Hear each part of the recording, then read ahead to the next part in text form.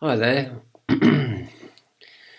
Today I was listening to a lecture on Rosicrucianism and its history, and generally on the Western magical tradition and its symbology. Heavy reliance on symbolism to propagate its teachings. Um, Rosicrucianism is a movement of few words, but a lot of symbols and pictures. And I was contemplating exactly what a symbol is and what's the point of having symbols. And I started off, and this follows my previous presentation on the symbol that I came up with to explain uh, my take on what spirituality is and the path of the soul to redemption. Um, I've got here the Calvary Cross. This is what's known as the Calvary Cross, which of course you're all pretty familiar with. And I got the idea here that obviously the Calvary Cross represents at some level the entire corpus of Christian writing, not just the Gospels or the Epistles, but all Christian writing, including the Christian Kyrigma, the central core belief of Christians as written down in, I think it's Acts and um, I think it's Acts it first appears. That Jesus came, was crucified and born again resurrected on the third day, and the one that they kind of come up with, not come up with, but recite at Christmas.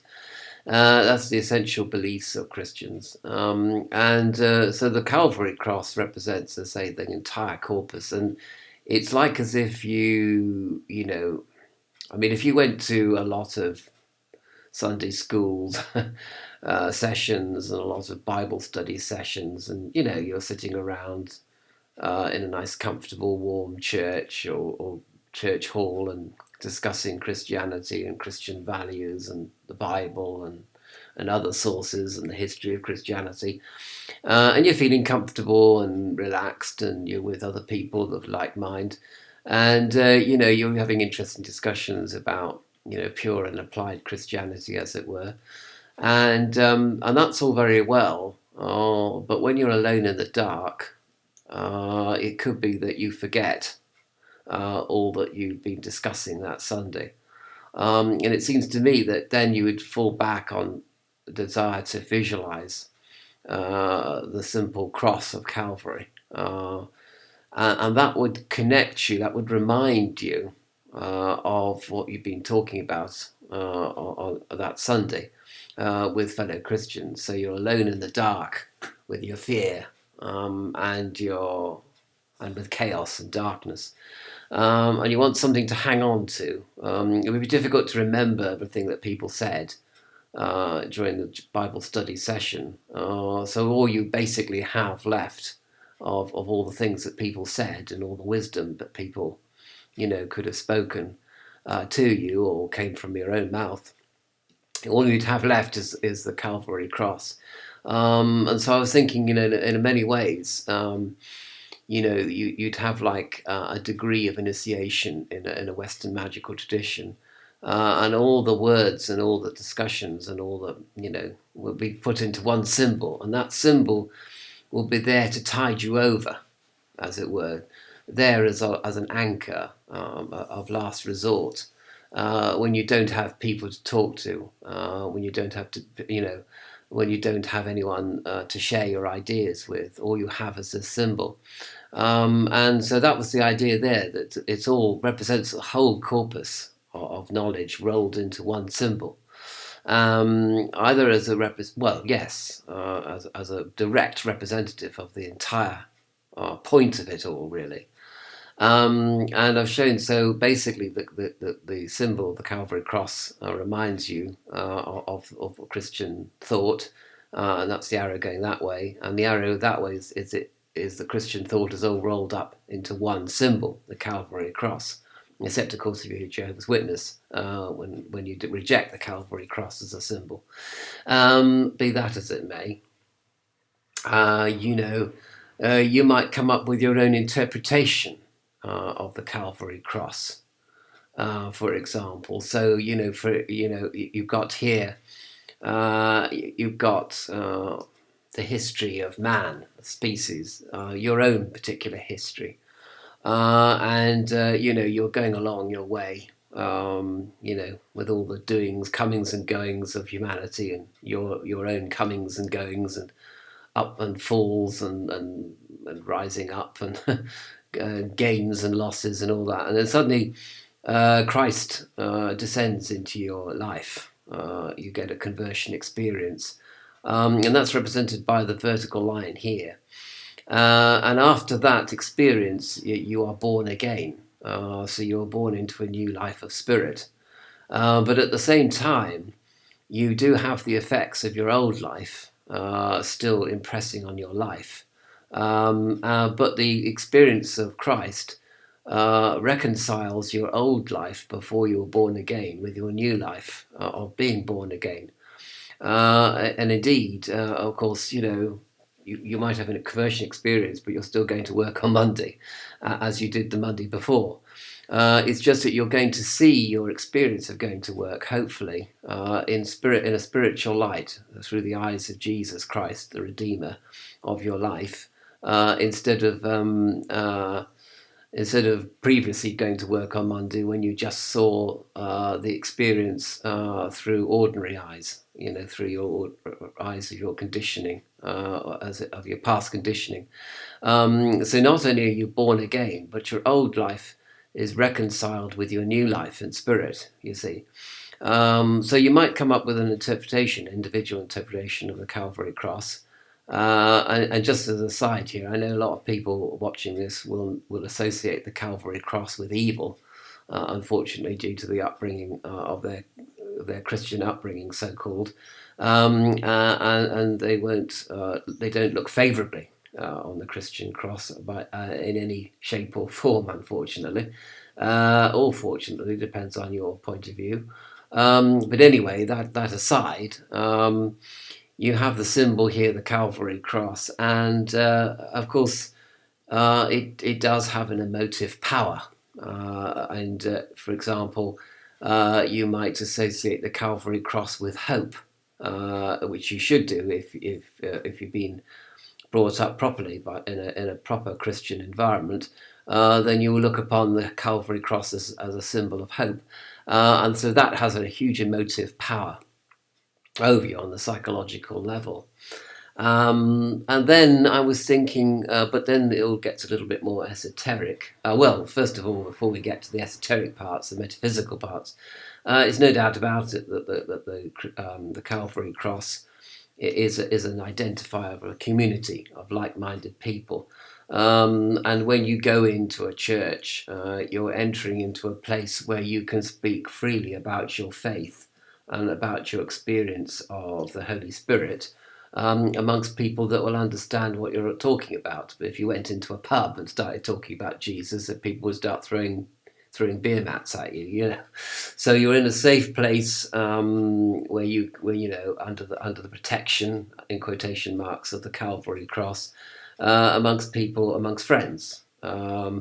And indeed, wherever you see the Calvary cross, if you're a Christian, you feel yourself to be welcome amongst that congregation, even if you don't know anybody there. Do you know what I mean? And so, of course, it's a community identifier of great power, because it was very ancient with a massive tradition going back 2,000 years. And so there's that side of it. But then I was contemplating the fact that it's twofold here about the mystery. There is a secret meaning to the Calvary cross. Not only does it represent the mystery of the resurrection of Christ, which is a miracle and a mystery that transcends whether it actually happened or didn't happen. That's not the point. It did happen, and it also didn't happen, and it did happen on another dimension, and you get into all that. But apart from that, the symbol itself is very mysterious. If you can imagine the rose on the cross, for example, the principal symbol of the Rosicrucians, It's a mysterious symbol, and it represents a complete mystery. How can I say this? You know, the symbol bypasses your intellect, even bypasses your emotions. You have a feeling about the symbol. It's like a portal. It invites you in to share in its secret, in its mystery. You know, it's like you pass through a door when you contemplate or look at the symbol for any length of time, and you have a change of consciousness as a result of experiencing the mystery of the symbol. I mean, people say, you know, colloquially, we all love a mystery. And it's true that, you know, a mystery can be inviting, a mystery is enticing, a mystery is, you know, the mystery of Christianity and its miracles and the mystery of the resurrection. For many Christian mystics and laity and clergy, you know, it has a certain power just because you don't know what it is that you're looking at, really, do you? I mean, it's the Calvary cross is made up of two lines, a vertical and horizontal line meeting in the middle. On the horizontal line is slightly longer than the vertical line is slightly longer than the horizontal line. And if you describe it like that, it's pretty prosaic. And yet, together, this symbol creates a sort of allure of mystery. It's like a flower, basically. And the rose, of course, in the centre of the cross, it's like inviting you into its secrets and mystery, which go beyond language, go beyond conscious discursive consciousness, and go beyond culture even. It's something very personal, very secret, something which will never be divulged to you consciously, but which your heart knows about. And God knows about, because God knows the secret of your heart, right? So that's that kind of idea. But then it gets even more curious now, and this is where we go into a connection with Gnosticism. If you think of a little sort of square box, or it could be a circle, inside all this is chaos, fear, blackness, chaos. And when you into this chaos, blackness, and fear, comes the Calvary cross. It could be any. It could be any symbol, and that symbol makes chaos intelligible. It gives you a sense of control over the chaos. The blank whiteness, or the blank darkness, is something that you can't comprehend, you can't identify with, you don't have any control over. Or it's something that sucks your awareness into nothingness, and it produces great fear and trembling and terror. Not of the terror of something you don't understand. Well, you don't understand. It's something mysterious and creepingly chaotic and horrible. And yet into this chaos, there is this symbol appears, either as light in the darkness or even as a color in the whiteness. And it gives you some. Well, it makes it all intelligible, and it connects you to the supreme intelligence of the universe. So instead of looking at the world as just a brute, a place of brutal forces, mechanical forces that will grind you into dust eventually, which they will on one level, you're actually connecting to an intelligence, a cosmic intelligence, which imparts a meaning to it all. Suddenly, you're not in just a meaningless, chaotic, random place where things just came into being through the operation of chance alone. Well, maybe they did, but there's also a transcendent realm overlaying this chaotic, mechanical, brute, blind place of forces and place of blind forces, and you're connected to an intelligence. You're connected to Plato's realm of ideas, of forms, of purity, and it just gives you comfort in the dark again, you know. So finally, the final seventh aspect is when you draw this symbol freehand, which you should draw with your non-writing hand. So if you're right-handed, for example, you'd draw this with your left hand, and that would represent the struggle to do something which is totally unfamiliar, and which transports you into a place of non-comfort. So you're taken out of your comfort zone of writing with your writing hand, and you have to draw something with your non-writing hand. So you are connected to a strange, mysterious place far outside your comfort zone. And well, first of all, you contemplate the Calvary cross, and you'd wait until you get this strong upward surge of pure motivation to draw it, and that would be a expression of your true will. And then you'd pick up your pen or whatever, or paintbrush with your non-writing hand, and you'd scribe the symbol onto some medium, and that would connect you to your true will, to this upsurging, deep core part of you, which is connected to the transcendental spirit. You're drawing the symbol from a place of soul, which is well outside your comfort zone. And that's the whole idea. You don't feel comfortable. You feel like you're sliding down a sort of water chute, and you have no more control over anything. So on one hand, the symbol makes you feel in control, but on the other hand, it also takes you to a place of total non-control at the very same time, outside your comfort zone, and yet also part of your comfort zone at the same time, which is a contradiction that you have to contemplate really or experience directly. So these are the 7 aspects of the function of symbol, and symbols are incredibly important, especially for the transmission of subtle experiences that supersede or go beyond the intellect, or go beyond your senses or even emotions, and yet are rooted in emotion, rooted in community. They bring intelligence and order to chaos, and yet they take you outside your comfort zone. Which of course, obviously, the descent of the Holy Spirit into your life will take you far outside your comfort zone. I mean, you experience an unraveling to a degree, an unraveling of all your preconceptions and your assumptions about yourself. They're all coming apart, and that's part of the initiatory process, obviously. So symbols begin things. Symbols are initiatory in themselves. They actually begin a process of alchemical transformation within your life, and they're incredibly powerful, incredibly powerful. And of course, the more tradition they have behind them, such as the Calvary cross, the more powerful they are. And I suppose some people will say even that using the Calvary cross, you're sort of aligning yourself or tuning in to the faith of many, many millions of people around the world, and people that experience Gnosis of Christianity as well. And so that becomes an even more powerful thing to link with, motive power. But it's the sheer mystery of something. When you look at I don't know, if you look at a painting, it doesn't have to be one of these weird modernist paintings. You look at a painting of a tree or anything.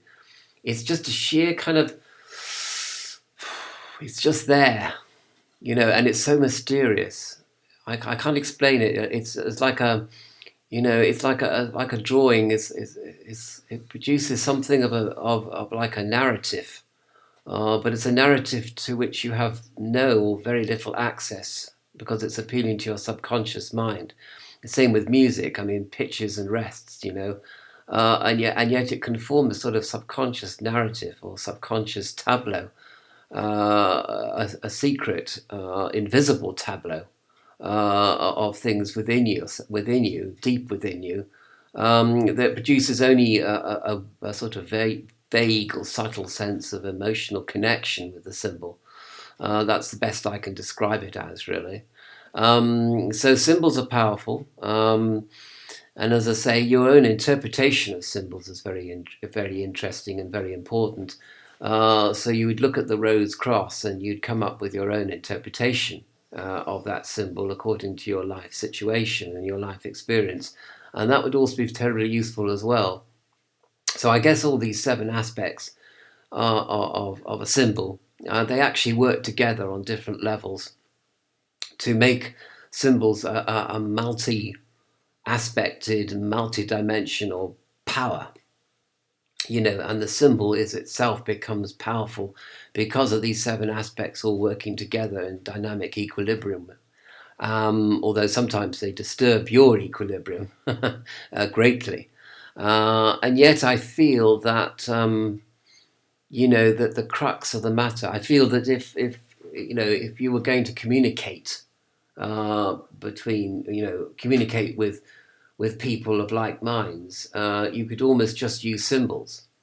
And I have in mind here an exercise whereby,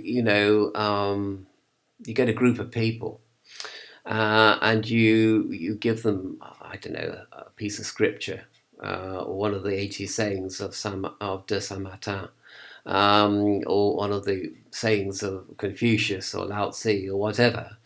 And each person has a piece of paper, and with their left hand or right hand, whatever their non-writing hand is, they write down a symbol in response to hearing the particular psalm or saying or aphorism or whatever, and then you swap these symbols around. You give the piece of paper to the person on your left.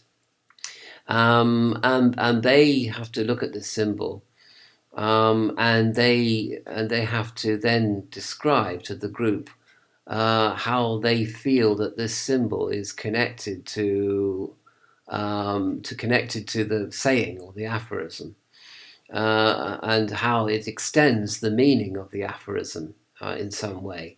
If they can, I mean, you don't have to do this out loud. I mean, you could do it silently. But it's the effect on the other person's symbol on your own subconscious, on your own psyche, that will be the point of interest of this particular spiritual exercise. And I just that's my final point I wish to make, really. A sort of practical thing that you can do with symbols, just to see a sort of fun thing you can do with a group of people, and just see where it takes you as a group as well. Of course, it could find that the group of people actually come up with a very similar symbol to the particular aphorism, which would be really, really interesting from an empirical point of view, from a group consciousness point of view. So if you're in a group of people who are spiritually minded, that might be quite an interesting exercise to do, actually, just to have a bit of fun. I mean, don't take it too seriously, but and you'd have to do it as a piece of fun, not too seriously, not too solemnly, because spirituality is about a lot of fun. In fact, the best way to do things, spiritual things, is to do them in a spirit of fun and frivolity, because that will that sometimes means that your magical self will go under the radar. You have to keep bypassing the censors, the men in black, the agent Smiths. And these things exist in your mind. They don't want you to find yourself. They don't want you to find God. They don't want you to experience soul. And they have a kind of blanket of radar that you have to go under. You have to bypass the traps. You have to bypass their little schemes to stop you doing something. Because you don't want to come up against them, confront them with violence. You have to sort of skirt round these sort of Saturnian rocks that are preventing you from spiritually going forward, you see. So the spirit of frivolity and fun is very often a really, really good way of circumventing the censors in your mind, the agent Smiths in your mind that don't want you to find the truth, of course. So that's a final point that I want to make, talking about the 7 aspects of symbol.